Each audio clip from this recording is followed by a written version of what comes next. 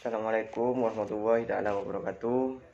Nama saya Noval Hidayat, NIM 2003311100105. Mata kuliah Teknik Tata Cara Kerja. Dosen pengampu Ibu Ivan Maflahah. Saya akan meresum materi studi gerakan dan ekonomi gerakan. Studi gerakan. Analisis yang dilakukan terhadap beberapa gerakan bagian badan pekerja dalam menyelesaikan pekerjaan. Ada 17 gerakan. Yang pertama, mencari. Gerakan dasar untuk menemukan lokasi objek. Yang kedua, memilih. Gerakan yang menemukan suatu objek yang tercampur. 3. Memegang. Gerakan memegang objek biasanya didahului gerakan menjangkau dan dilanjutkan dengan membawa. Yang keempat, menjangkau. Gerakan tangan berpindah tempat tanpa beban, baik gerakan mendekati maupun menjauhi suatu objek.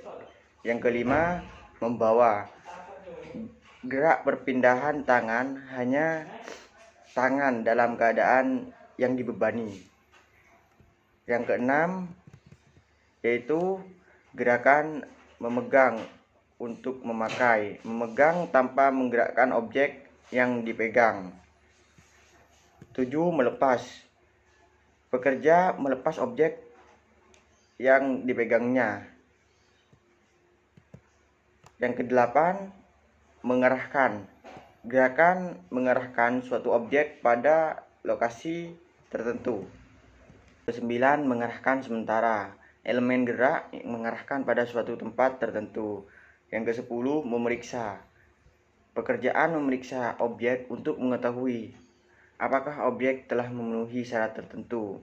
Yang 11, perakitan. Gerakan menggabungkan suatu objek dengan objek lain menjadi satu kesatuan. Yang ke-12, lepas rakit. Kebalikan dari perakitan, dua bagian objek yang dipisahkan satu sama lain.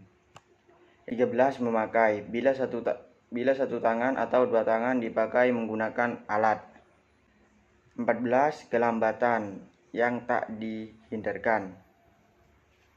Kelambatan yang diakibatkan hal di luar kemampuan. 15. Kelambatan yang dapat dihindarkan, disebabkan pekerja sendiri, baik disengaja atau tidak.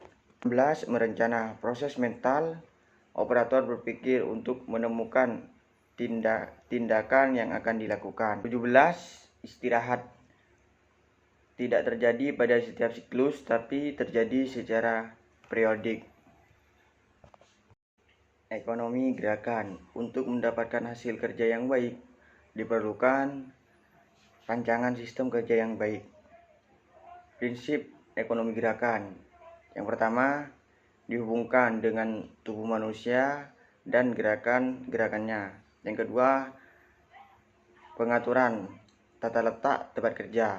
Yang ketiga, perancangan peralatan kerja. Yang pertama, dihubungkan dengan tubuh manusia dan gerakan-gerakannya.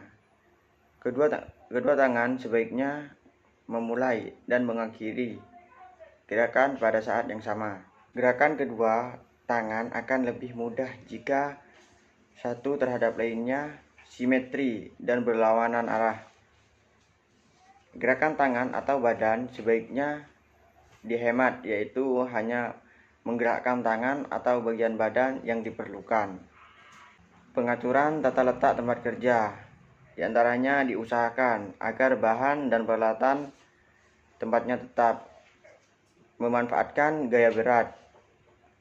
Urutan penyimpanan yang baik. Rancangan peralatan kerja. Di antaranya peralatan dirancang lebih dari kegunaannya. Yang kedua, memudahkan pemegangan dan penyimpanan dan tenaga minimum saat menangani peralatan. Cukup sekian yang dapat saya sampaikan, kurang lebihnya saya mohon maaf. Assalamualaikum warahmatullahi wabarakatuh.